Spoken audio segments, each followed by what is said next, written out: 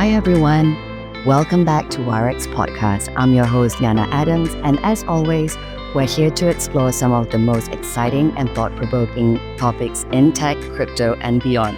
Today, we're exploring an issue that's sparking debates across the creative and crypto industries. Crypto's role in the creator economy. Will artists really benefit from NFTs? To unpack this, I'm thrilled to welcome Brayden Doig, founder of Temple Technology. Brayden is an NFT artist who's been pushing creative boundaries in the space, making him the perfect guest to explore today's topic. Welcome, Brayden. Lianna, and thanks Wirex for having me. It's an absolute pleasure to come and spill some brain on this certain topic and discuss the things that I guess I've loved over the last 3 to 5 years. Amazing. Maybe we'll start with how you got into NFTs and what's your professional background? Yeah, so basically, from the moment of leaving school, I was very, very involved in the creative industries, film and TV, music, live entertainment, illustration, design, so many elements. And I basically, as many NFT artists did, I was pushed by a third party, so someone kind of in the space previously, kind of obviously very aware of kind of my illustrations and my artwork and my body of work, and kind of pushed me into the space. It was a very much earlier, around about 2018 is when he was really pushing me to get my own, my personal work into the space. But it was actually a project with a lot of my founders that I still work with today that actually was my first introduction into the NFT scene. So obviously, like a lot of NFT artists, there's big questions around okay, what is it? Why should I get into this space? What does it actually mean? Same questions for me. I was going to bring in a big project that I've been working on for about 8 to 12 years into the space. But the same person who kind of was, edging me for years to get into the space also pulled the brakes on it. He was like, no, don't bring your heart and soul into it yet. It was when 2020 when the NFT scene was really booming, and pretty much anyone was coming up with an idea to come into the space. Admittedly, we essentially did the same thing.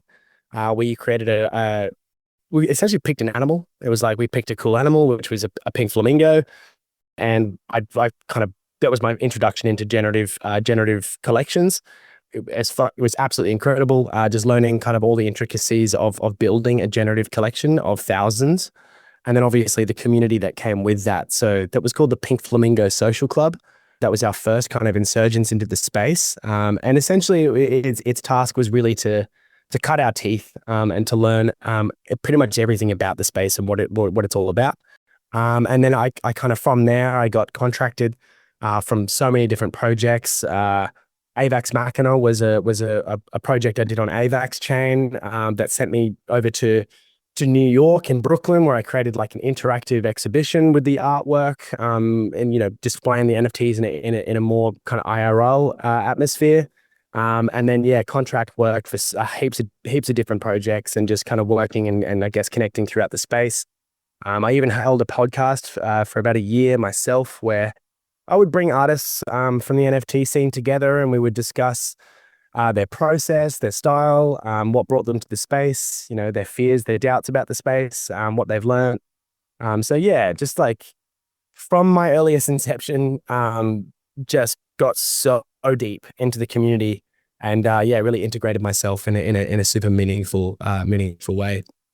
And, that's amazing. But before we dive in, right, what is your NFT artist name?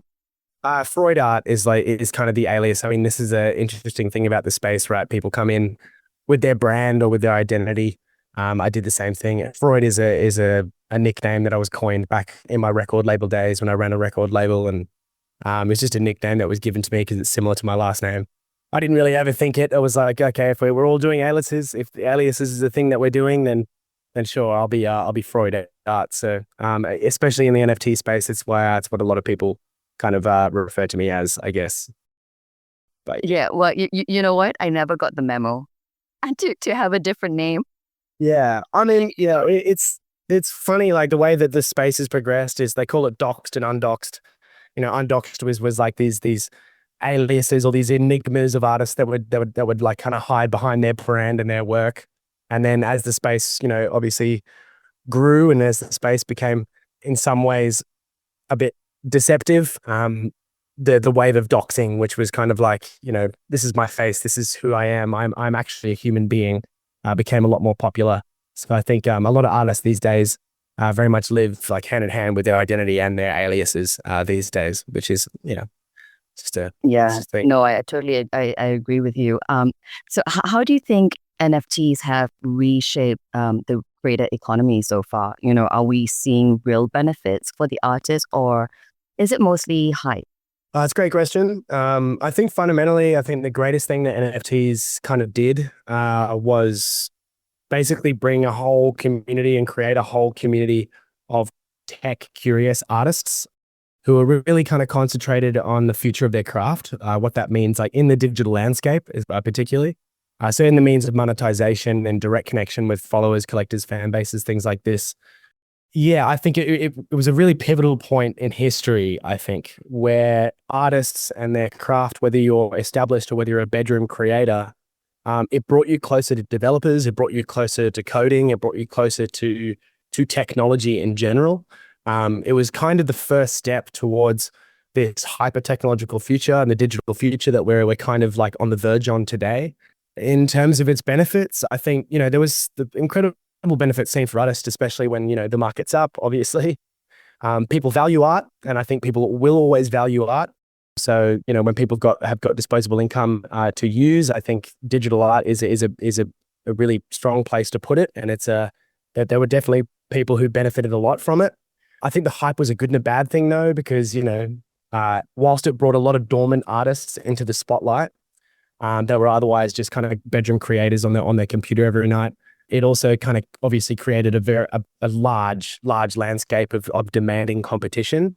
Obviously that's a good thing in its place, but yeah, kind of forced a lot of artists to make a lot of promises that might not have been able to be delivered on, us included.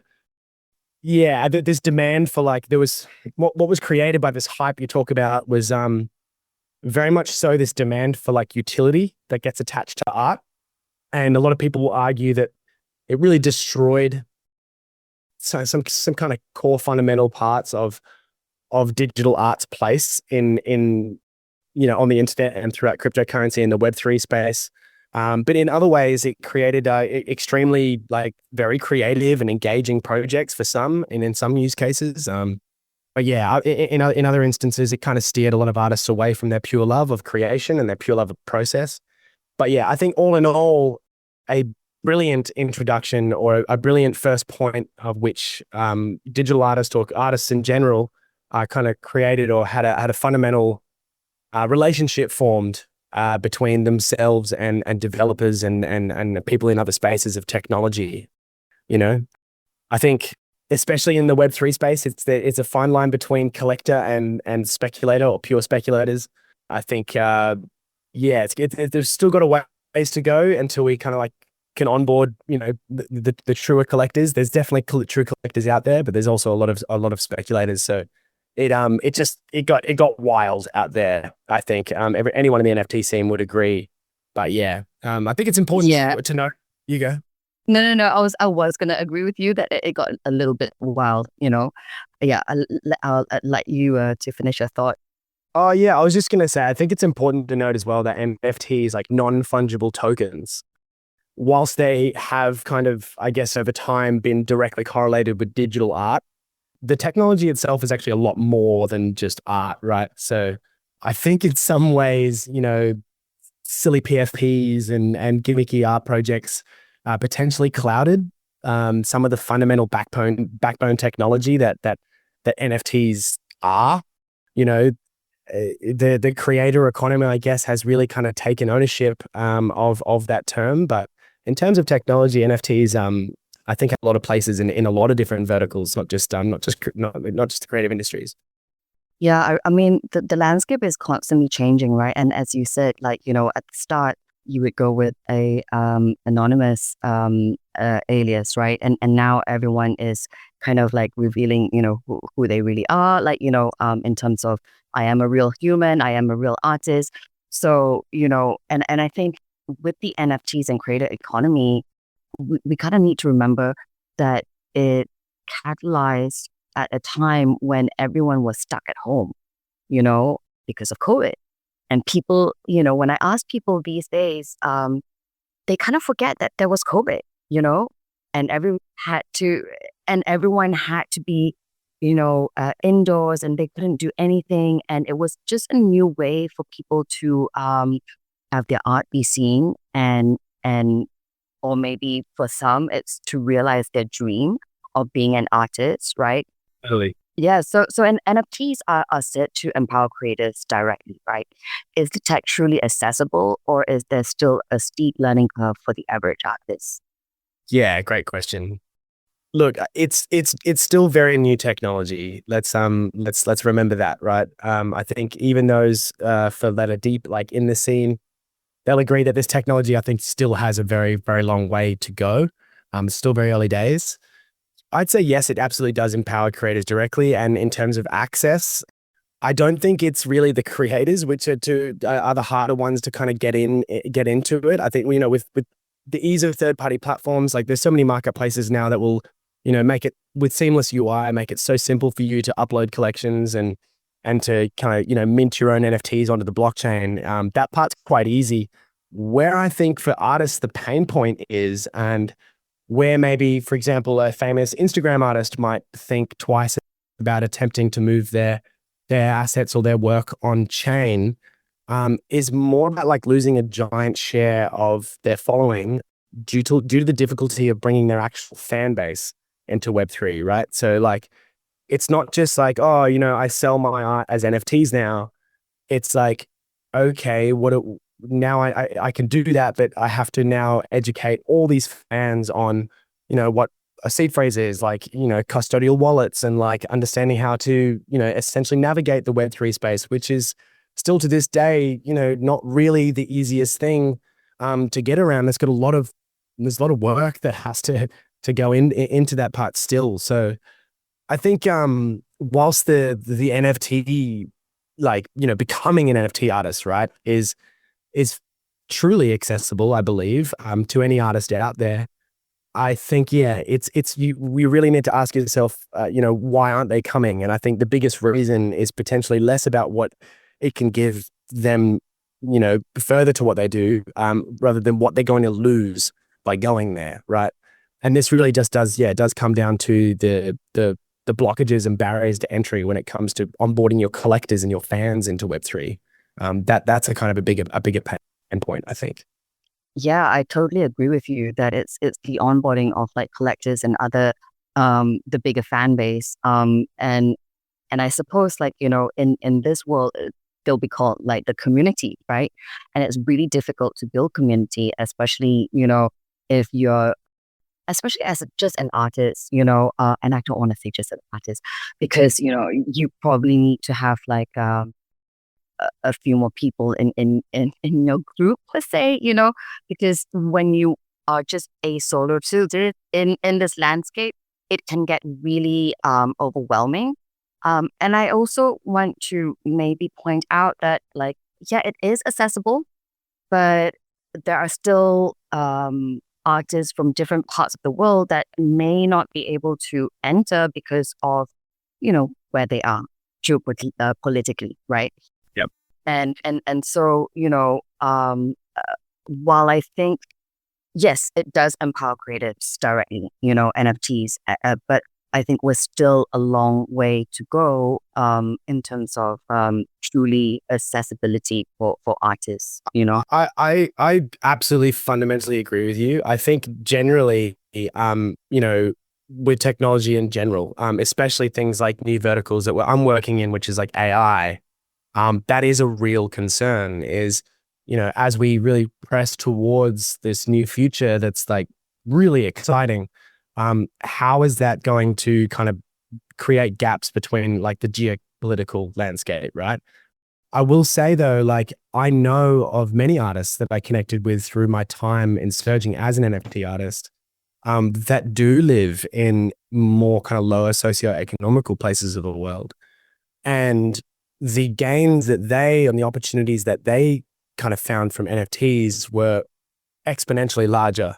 Obviously a lot of the time when it comes to, selling your work on Ethereum or selling your work for any cryptocurrency, for that example, you're kind of always going back down to the dollar value, right? And depending on where you are, if you're in a more developed place in the world, that dollar value is closer to the US dollar. For them, artists that I connected in the Philippines and India and, you know, where we would say, oh, cool, yeah, I sold a piece for a couple of hundred, US dollars. I did that last week at my exhibition. Like, it might not be this big thing for you, but they've just quite literally used their computer and access to the internet to sell something for a couple of hundred US dollars, which for them in their home currency is a fundamentally large amount of money, much larger, relatively than people kind of doing this in a developed world. So I think, when you have this technology, that's also kind of the barrier is the geopolitical barrier is broken down by the internet. As long as these places do have kind of access to the internet in some way, they do have like this opportunity to insert themselves into a scene that relatively could be a lot more impactful than people in developed nations, right? So I saw this story play out in many different ways and through many different people. Yeah, I totally agree with you because I've seen that as well, and I think that is really wonderful. Where as difficult as it is for someone who may not come from a more developed country, the rewards is just beautiful to watch, right? When they can finally get their names on maybe at NFT NYC or and when they sell a work, that actually goes a long way for them, right? Yeah. In terms of money, in how many meals can they buy, how many people they can help in their household or beyond, Exactly. Yeah. But critics argue that only a handful of artists make it big in the NFT space. Do you think NFTs widen the gap between successful creators and emerging ones? I feel like, yeah, go ahead. Go for it. I'd love to hear your thoughts on this.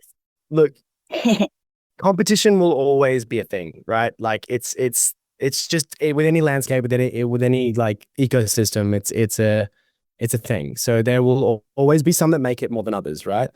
I think, however, bringing artists into a closer relationship with technology is constantly going to position them in being prepared for the future.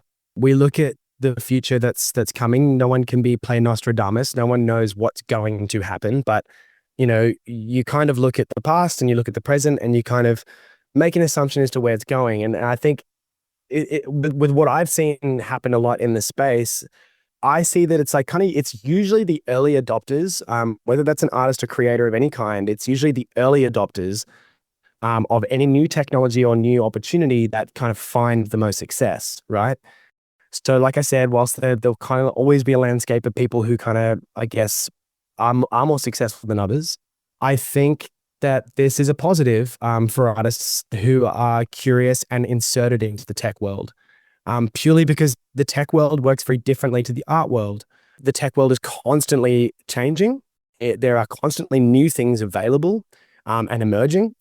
And I think as long as you're an artist that has a finger on the pulse and you are constantly curious and you feed that curiosity, you will, even if you miss, the early adoption of one opportunity, the tech space kind of provides a place where the next opportunity is just around the corner. Just based on the nature of how quickly it moves and it adapts, I think. So yes, I think in any circumstance, there'll always be kind of the super successful ones and the struggling ones. But I think in a way, yeah, it does kind of shorten the gap, I think. But that really comes down to how curious, how deep you're willing to kind of ride with your curiosity as an artist working in the tech space, I think. Yeah, I agree with you. I think there, in terms of access, they can access, and there's equal opportunity in terms of with NFTs. But at the end of the day, it really does depend on the individual's motivation, right? And I'm not saying like the ones who are still struggling a little bit, that they're not motivated, and they are. But like you said, with everything, there's always going to be that competition, Yeah. And I think that competition is healthy competition. It's not a bad competition as we'd like to see it, but it's a competition that actually motivates you to do better, to look out for more stuff, and to be curious, like you said.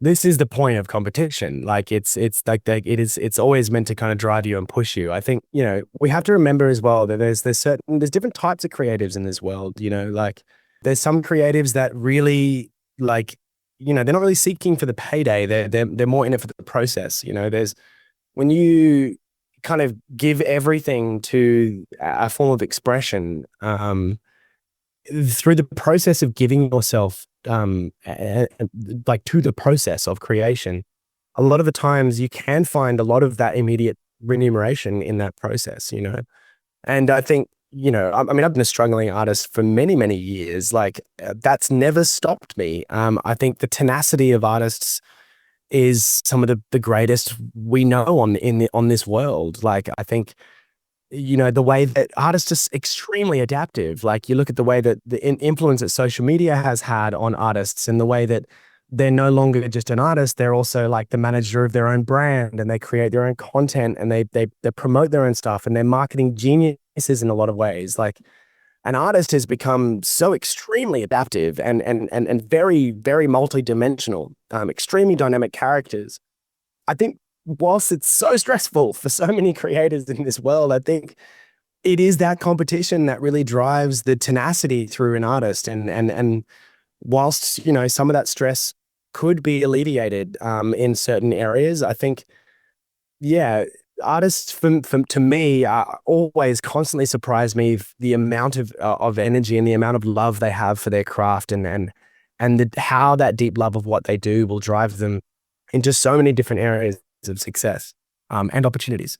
Yeah, no, I absolutely agree with your statement there. And this is something that I always tell artists in the space, that sometimes I think, instead of looking at the monetary value, also look at it from a different perspective, right? Like maybe it's, throughout your journey, you've made connections when you wouldn't have been able to without NFTs, right? And I see so many beautiful friendships and relationships just, coming out from this space. So I suppose, that there's different ways of looking at it in a way. There's absolutely multiple ways of looking at it. It just all comes down to like, why are you doing the art? Like if you do art for you and that's enough, then go for it. NFTs probably don't have a place for you. It's like, and they don't need to, because like you're doing it for a special reason that only you really understand. And that's fundamentally beautiful. Keep that going, Yeah. But if you really want, to look at ways of sustainability and actually sustaining this and paying your rent and raising a family through it, then I think you'll always be kind of drawn to new opportunities and particularly what technology can provide in the space of that sustainability, Yeah, absolutely. So, and how are NFTs changing the way we value art? Are digital works gaining legitimacy, or is it still an uphill battle? I mean, changing the way we value art, like it's such a unique industry. If we take the traditional art industry, like, like put it against the sport industry, if you have a runner, right, you have a very easy metric to determine what makes a good sprinter and what makes a bad sprinter, it's very kind of black and white, short and narrow. When it comes to the art industry, it's deeply complex. It's everything about where you've come from, where you've exhibited before, who's purchased your works, like, what gallery shows you've been a part of, how long you've been doing what it's, and even then it's not really a measurable metric. Like the way that we value art is a very interesting question, because it's rooted in the subjectivity of the way that we experience art, right? So I think in that, there is a much larger conversation inside of that question. How are NFTs changing the way that we value art? I think with NFTs have caught a really bad rap. There's a lot of bad publicity out there for NFTs. Are digital works gaining legitimacy? Look, for me, this is personal. For me, it is fundamentally all about how the digital and the physical spaces can interact, right? So I spent the last 4 months in Lisbon in Portugal at a place called RNA Studios, and it's research and arts. And inside of RNA Studios is a group called 204 AI. So essentially what they do is they're using curious new technology, being AI, and they're working in a real space with artists. They get them to come in, we break down their entire body of work, and we start, training artist-owned models on their work, right? So we train models on their style, on their lore and their concepts, and we really aim to create a interactive, livable space when it comes to an exhibition of their artwork. So taking a static exhibition and making it deeply interactive and essentially alive, right? So for me, this is like kind of where I dream, where NFTs can have a lot of power in being able to bring your digital collectibles into a physical experience, right? So where the digital space and the physical space can like essentially interact, where you as the art, where the art you engage with online can change and influence an artist's curated space that you are experiencing in the real world.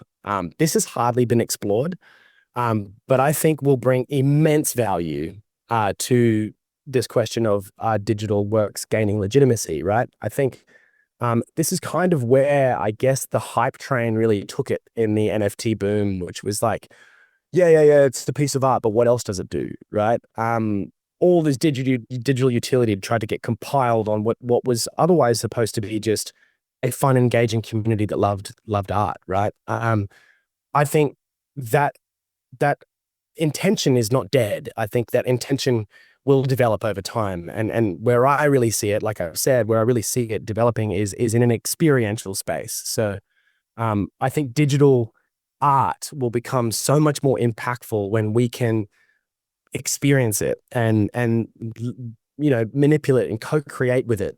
It's essentially what we do a lot at Temple Technology is really like understanding how do we bring AI technology to artists so that artists can own their own AI models, that we can educate them on the possibilities of this technology, and we can essentially walk them through how do I integrate AI into my creative process, but in a way that's owned by me, and it's not some subscription model that I have to pay some big tech company, So I think digital art has such a massive way to go. It's such early days. And I am really, really excited and actively working inside of the space of how intense and how awesome can digital art actually become for both the creator and the viewer, the audience, the person experiencing that art. I don't think traditional art's going to be able to do that in the same way.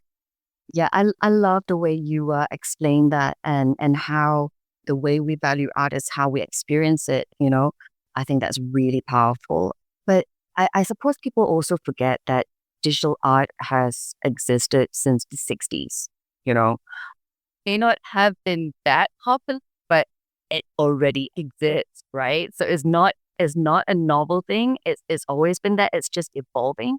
And I think that is the beauty of art, right? It's always evolving, and of course, like, with digital art, it's appealing to a very specific target audience at the moment, right? You're not getting the traditional collectors that are really into it, but some of them are.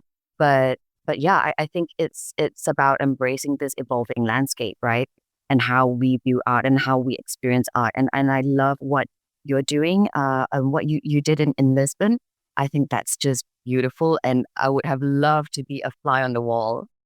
Yeah, well, I mean, you're so right. Digital art has existed a long time before NFTs, right? And I think this is part of the problem. And what we got to is especially the outside public that's not inside the scene, very much, in parallel, basically attached NFTs with digital art, and like it's not really the case. NFTs have a lot more use cases than just digital art. I think both of them copped bad rap because of that. Digital art was digital art a long time before NFTs, and NFTs have a lot more use cases and application than just digital art. But somehow they kind of just got meshed together and then given the same kind of dirty coat. I think though, at the end of the day, kind of back to my first initial comment, there's no negatives here for me. I think NFTs have played an incredible role in the future of the creator economy, in that it was the instrumental player in introducing the tech world to the art world. And now we're seeing that play out, and it's going to play out for the next 10 to 20, 30 years. And it's going to be very, very exciting. The way that art is going to change, and the way we experience art is going to change, and the way that artists create art is going to change.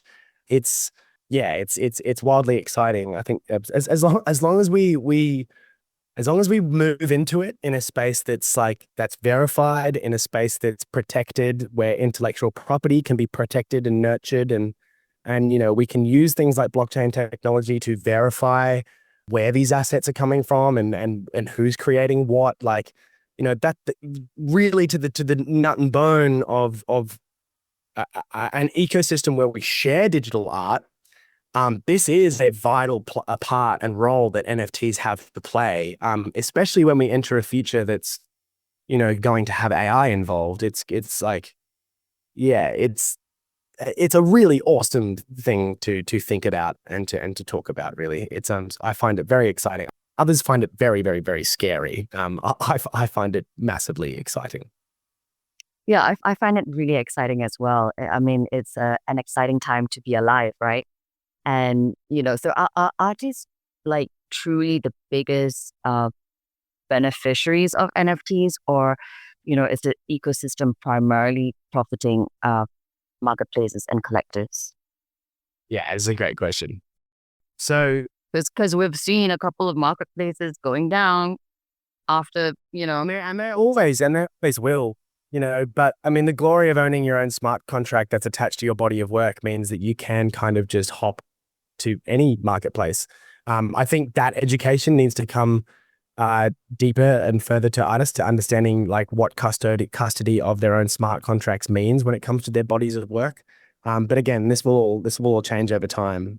But yeah, it's a great question. I've personally lived in a creative age where it's exponentially easier to catch a break in this digital world today. But it's also, because it's easier, it's now flooded. There's so many people who know it's easier, so they're having a go, which is a brilliant thing. It's an awesome thing. Don't get me wrong. There's never been more artists alive than any time in history than now. Okay, but in nearly every vertical of the creative industries, it heavily relies on middlemen and third-party platforms, right, for artists to build basically their entire business models around. I think the evolution of NFTs and the way that they are used will usher in an era where artists will gain more access to ways of nurturing their most dedicated fans for all around the world in a digital landscape. So what I mean by this is, when I say the evolution of NFTs, I think,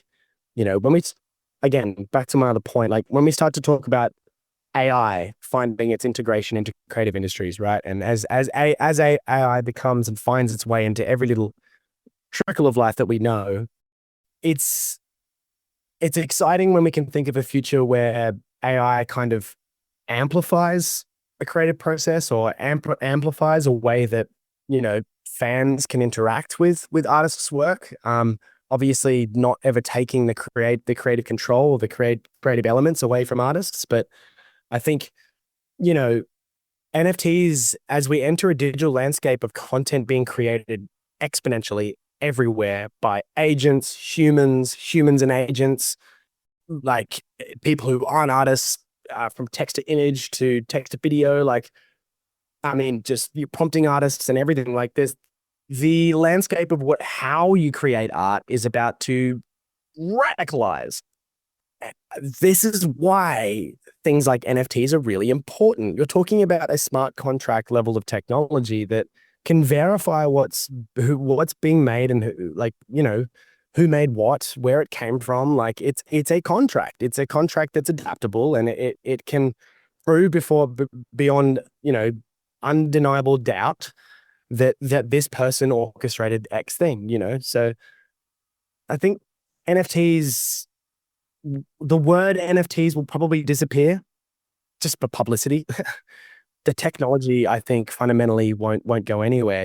I think, you know, over time, NFTs will be used by much more than artists. We're talking about fashion's new barcodes for wearables to determine bootleg fashion items versus legitimate fashion items. For ticketing for events to ensure that the reselling value of a ticket, I can buy my Taylor Swift ticket for $100, but sell it for 1,000, right? If that was an NFT, a royalty mechanism can ensure that you can resell it for as much as you want, but hard coded into that resale is money going back to the original ticket issuers, right? So that idea, digital passports, like I was explaining with the gallery, NFTs being something that you bring into a physical space, and it scans, it gets recognized, and it maybe it manipulates the experience that you're having in that space. Even property and other real world assets. Like, I think people need to understand that non-fungible tokens don't necessarily mean digital art, right? I think that really needs to be laid down. I think people give NFTs a real big bad rap from a lot of the shitty artists that did terrible things with it.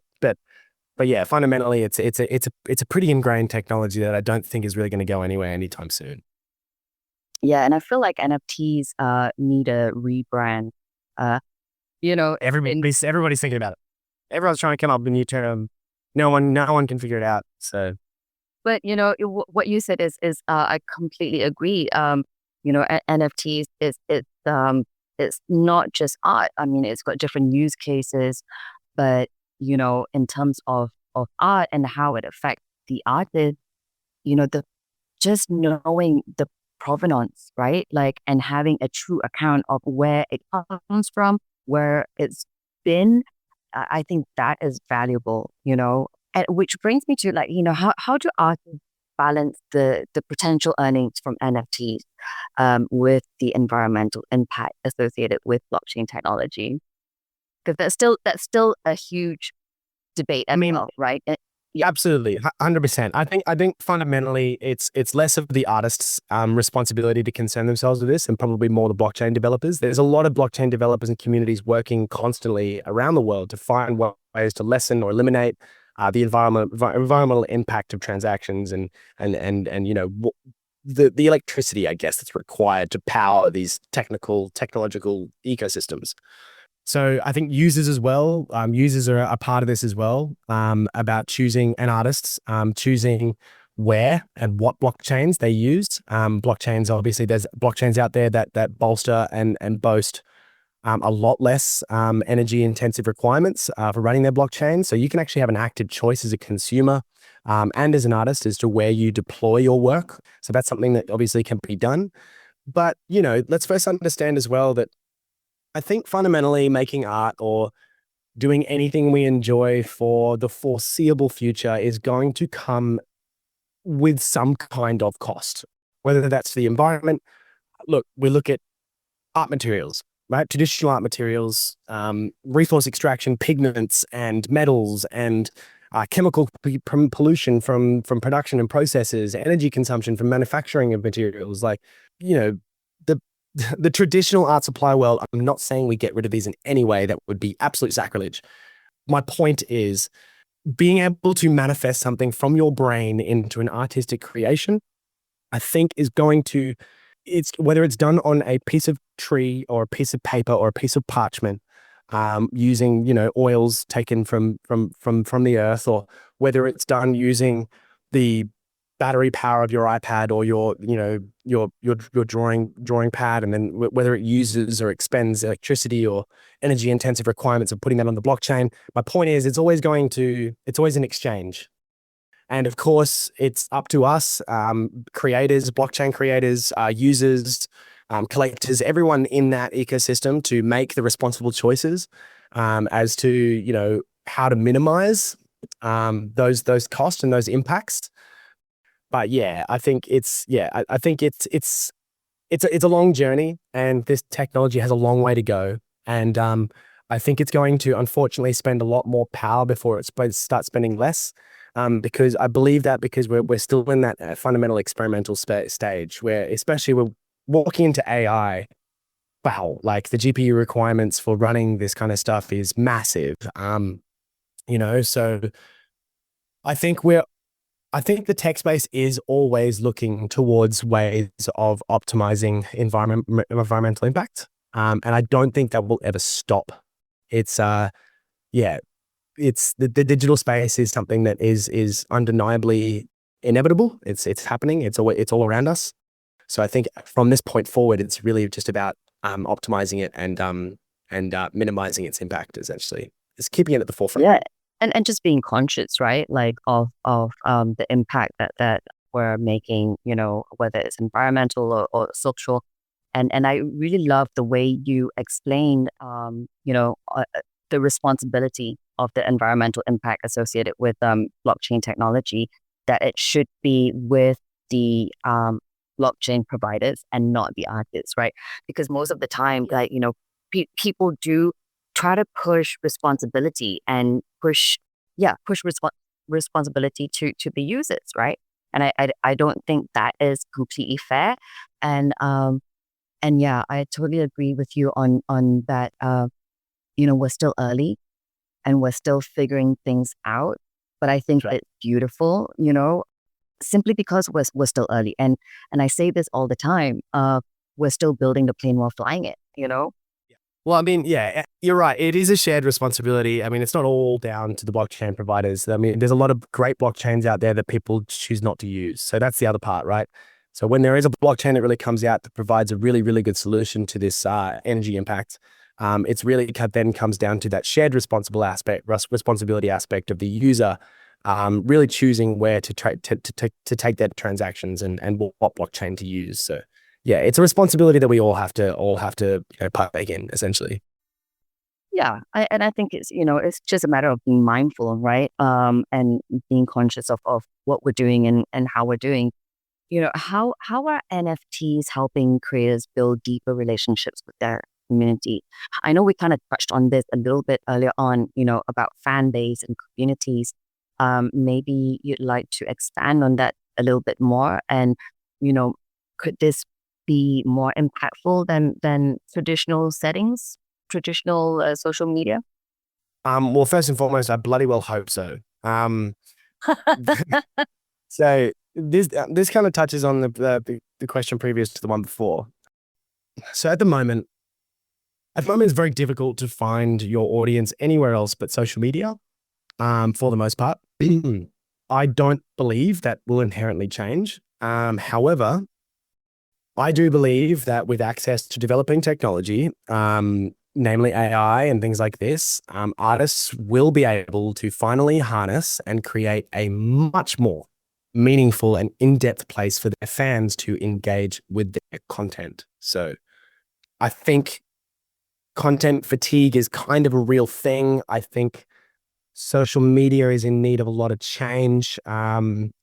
Look, this is kind of our vision at Temple Technology. We really want to help artists curate what looks like essentially their own applications, like their own apps, curated by the artists themselves, that implement things like light gamification mechanisms, co-creation using, AI models that are trained on the artist's work and owned by the artists themselves, to create like really deeply interactive, meaningful experiences, right? Like the only way you can really get someone off these platforms, and let's remember that social media platforms are literally geared towards keeping the user on the platform. Like if you open a browser inside of, or click a link inside of Instagram, it will literally open its own browser inside of Instagram.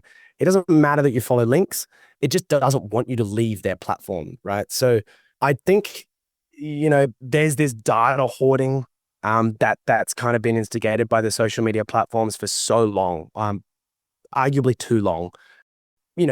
Everyone is trying to contribute something to the content creation space and the content sharing space, and you have these big tech giants that were once peer-to-peer platforms kind of at what's supposed to be this open round table.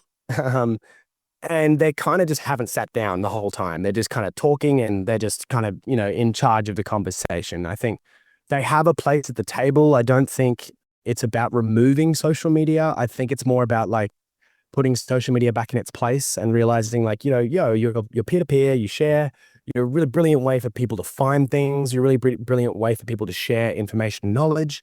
But why are you trying to keep everybody on your platform? It makes it really hard when artists have to build their entire business model around, what can be done inside of a social media platform. So I think with technology, I think it can offer a deeply unique experience for fans, right? And I particularly talk about the way that, AI controlled, owned, and fine-tuned by the artist, owned by the artist, can really create a dynamic experience for the viewers and the users, in a way that doesn't really tax too much from the artists themselves, right? I remember famously we're sitting down with a big label with my band, and we started talking about marketing, and the guys are like, all right, with the marketing, like, your marketing's pretty terrible. We need you to show your face a lot. We need you to be there every second day, talking to your fans, all sort of stuff. And I remember stoically, probably ignorantly, kind of being like, well, I don't want to do that. I want to focus on my art. I integrate my artwork and storytelling with my music. It's not just a band. Like, I've got a lot of work to do. I don't want to spend my time talking to the endless void of fans on a social media platform, And they didn't like that at all. Needless to say, we didn't get that deal. But I think it's like interesting that there's so much demand from an artist to spend so much time promoting their work and engaging with their fans, and left with very little time to concentrate on their artwork at the end of it, right? So even in that way, where, technology can kind of facilitate a way to keep interactions with their fan base like really engaging and really meaningful, if that could be like kind of facilitated by elements of technology, then we're kind of giving back time to artists every time we integrate good, efficient technology into an artist's process, especially when it comes to the delivery and the distribution of their work, right? The more time artists can get back, the more time they're going to have to give to their art. And I think this is imperative when stepping into this new digital world. We have to be really thinking about how technology can really give time back to artists, because the current atmosphere and the current landscape of what at least social media provides is not a lot of time on that craft at all. So yeah, I think fundamentally, if artists get an opportunity to create a super engaging place for their users, then maybe their users will be finally compelled to break out of the gatekeeping social media platforms that they're kind of forced to find new art on at the current stage. Yeah, I love what you said, and also in terms of social media, what I see, and what I fear is, artists, they build up the community, and it only takes one click or one person to report, right, and get your account suspended, and you lose all that contact. You lose your community. Yeah, this is why third parties, should really never be in control. And I think like technology is becoming so damn accessible. This is the one weapon that big tech has on all creators out there. And that is lack of education. They do not want you to know what's available. They don't want you to know that there is an open source community behind all this technology that's just as good as the ones you're paying subscriptions for. Like, this technology is accessible if you have the curiosity to find it. And I think it's imperative that creators remind themselves that they are creative, and without them, content does not exist. And so fundamentally, they are and always will be in control. But the more we rely on third-party platforms to really build our business models around, the more we're going to lose, I think, in the long run. So. Yeah, absolutely. And I really resonated with what you said about the time, right?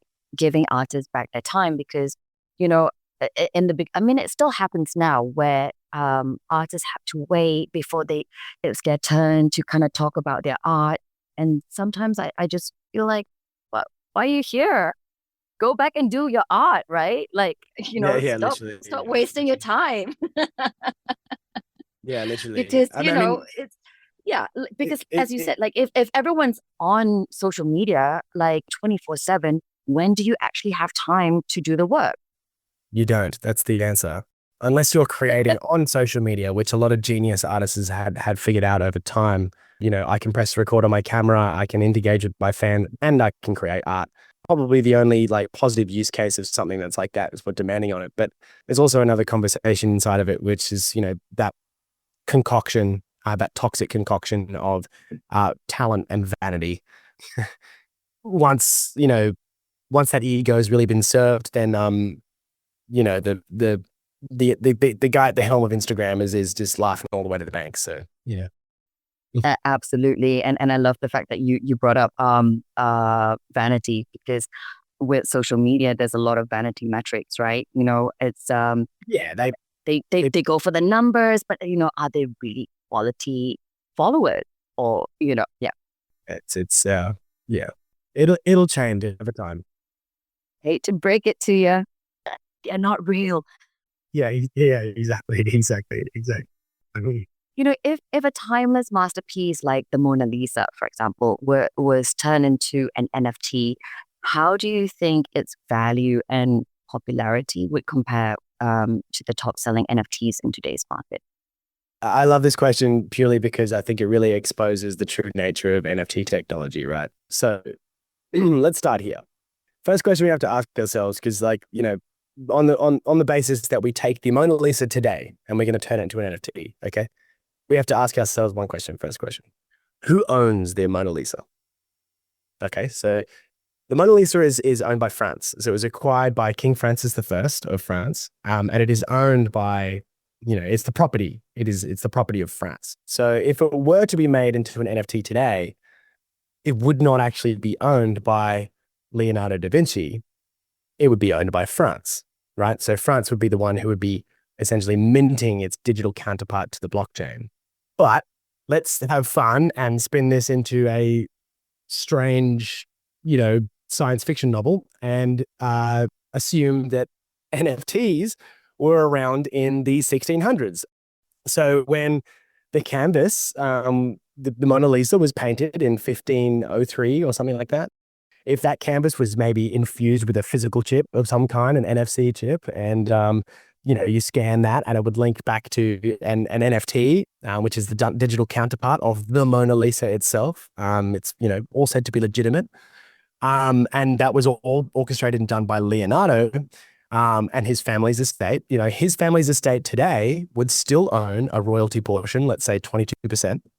They would still own the royalty portion of that masterpiece today. So obviously the rest owned by, let's say, King Francis in France. But this is a really, really great point, right? Because this is, I think, the poignant power of NFTs. And I think most people who really understand art and NFTs will really get this point. If that were the case, Leonardo and his family, they own the 20% smart contract portion of that masterpiece today. Whatever it is priced at today, some of that money would still be going back to the Leonardo da Vinci family estate, right? So this is really the future-proof power of this technology when it comes to art, which traditionally appreciates in value, right? So legacy, right? So legacy artists. So now in the digital scape, let's just pose an example here. So you're an artist and you've created 100 pieces and you've slaved over them and you've sold every single one of them, but you really haven't made that much money off them.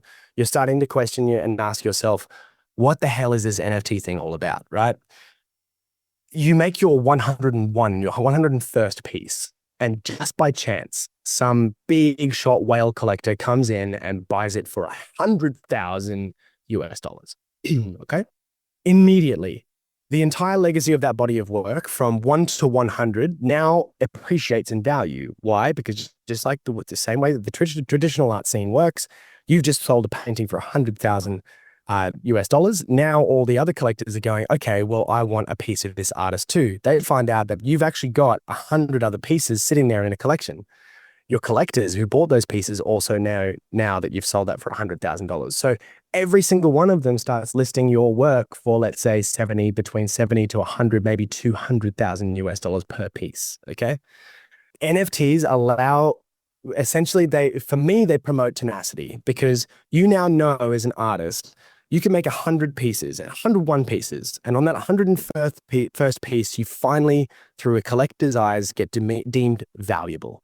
And now, instead of all of those pieces behind you getting sold behind your back and not really ever being able to see the portion of it, through smart contracts and NFT technology, you are now getting a 20% royalty, or whatever the percentages you set. Maybe it's 11%, whatever it might be. Point is, you're getting a portion of that appreciation. This is a fundamentally future-proof part of NFTs, right? So this promotes you as an artist to just keep going and keep going, keep creating, and just tag that shit with a smart contract. Because if it breaks at some point in your career, if it pops, then you're not only going to get the initial sale of the work that popped, but as all of your previous work appreciates in value, as you would expect it to, you also get a cut of that too. And I think that is really should be a fundamental way that we understand how this differs from the traditional art world, right? You can benefit from your appreciation as an artist. You can benefit from the way that your bodies of work appreciate over time. And then not only you, after you're dead, that royalty portion does not just exist over your livable life. That contract or that wallet can be handed off maybe to your estate in your will or whatever it might be. And as your art appreciates over time, you'll always retain a portion of its value. And I think that right there, that's a really, really, really, really strong element. And I think one of the main elements that brought a lot of really talented artists into the space initially when it insurged. Yeah, I really love how you explained it. It is so succinct, and it just really maps out the whole journey, right? And it really does, spell out the legacy, and also in terms of provenance and the royalty. And it's such an amazing thing to think about that, even if you're gone, you could still, your estate could still be earning royalties, from the movement of your art. Brayden, is there anything else you'd like to add? Thank you so much for having me. This has been a wonderful conversation. It's I'm so glad that we're continuing to talk about the curiosity behind this technology, especially what this means for the creative economy. It's something that I have given and devoted my life to. So it's really important when I get the opportunity to talk about these things. I truly do. It means a lot to me, essentially. So thanks a lot. I guess the only thing I would add is be sure to keep an eye on what we're doing with Temple Technology. It's Temple Tech AI on X, and we're kind of building out our community at the moment. It's a long project, which is really looking to the future of the creative economy, especially when we talk about AI, really understanding a responsible use case of how this is going to integrate with the creative industries in a really meaningful way that retains provenance and security for creators, not big tech. So yeah, I would join the war against these big tech giants and really get behind what it means to ensure that this new technology that constantly arises is always being kind of, I guess, helped being put in the hands of the right people. That is kind of my life mission, as well as, trying to bring more monetary value back to artists who need it. I just want people who are really talented to be able to pay their rent and raise a family, fundamentally. Yeah, just thanks for having me. This has been a really, really, really great conversation. Yeah, I just really want to say a huge thank you to you, Brayden, for joining us today and for sharing your perspectives on NFTs and the creative economy. It has been such an enlightening conversation. It was such a great conversation. And I think, we've all learned a lot about the opportunities and challenges that comes with this space, right? And thank you to all our listeners for tuning in. If you enjoyed this episode, make sure to subscribe to the Wirex Podcast and leave us a review.